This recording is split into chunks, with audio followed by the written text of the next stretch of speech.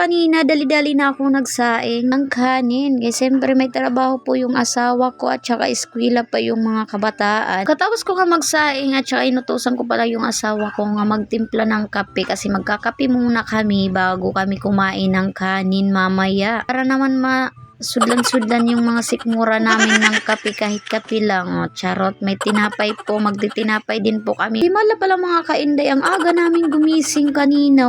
4:39 pa lang kanina, nagising na po kami. Ginising na po ako ng aking asawa kasi siya po yung naunang nagmata kanina. Pati yung anak ko, kaya ginising na ako nila para daw magsae. Makatapos na nga magtimpla yung aking asawa, may kanya-kanya na kaming upuan.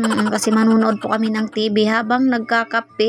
Siyempre. Saka fast forward tayo mga kainday. Pagkatapos pala namin magkape kanina, nakapagluto na po ako ng lahat-lahat. Charot, lahat-lahat talaga. Pagkatapos ko pala mag-prepare ng pagkain sa mesa, kumain na nga yung mga anak ko at saka yung asawa ko. Kasi yung mga anak ko talaga, hindi po talaga yan sanay na tinapay lang talaga yung kinakain nila sa umaga. Kakain pa talaga yan ng kanin. Pagkatapos na pala nilang kumain, ayan, nagpabango na yung mga anak ko. Sinabihan ko na magpabango para na magmabango-bango kayo doon sa eskwelahan. Pagkatapos nila magpabango, ayan, lumabas na nga yung mga bata at saka sumunod na din yung aking asawa kasi ihatid muna ang mga bata sa school bago siya pumasok sa trabaho niya. Nang makaalis na nga yung mga bata at saka yung aking asawa, ayan, umiyak naman ang aking anak kasi gusto niya talagang sumama at saka sumakay sa motor. Nilambing ko muna saglit. Pagkatapos ko ilambing ang aking anak, napahiga po ako at saka napabangon ulit kasi napatingin ako sa labas.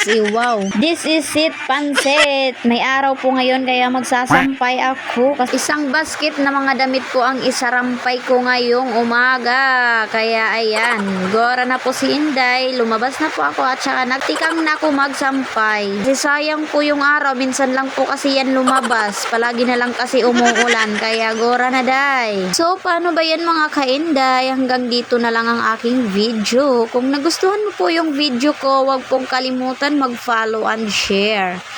Thank you for watching mga kainday. Ingat kayo palagi and God bless you all.